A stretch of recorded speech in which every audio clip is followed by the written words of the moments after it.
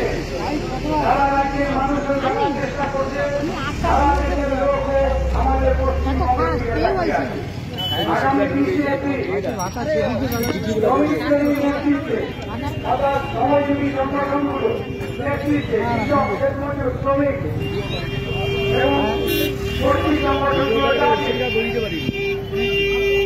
কলকাতা মহানগরীতে ব্রিগেডের আহ্বান করা হয়েছে। সেখানকার মানুষ যারা আছেন, বয়স্ক মানুষ আছেন, কিন্তু আপনাদের রাজনৈতিক জীবনে কলকাতা মহানগরীতে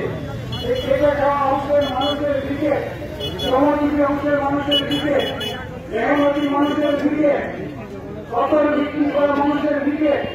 এর আগে কখনো আপনারা লাল ঝান্ডায় দেখেননি। লাল ঝান্ডার মিছিল দেখেছেন, লাল ঝান্ডার ব্রিগেড দেখেছেন, সিপিএমের ব্রিগেড দেখেছেন,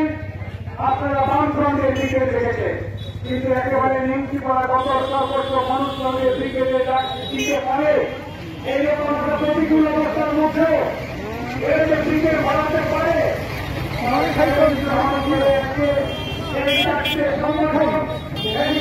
সংগঠন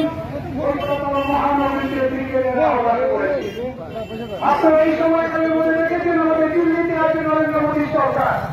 নরেন্দ্র মোদী সরকার যেদিন থেকে আছে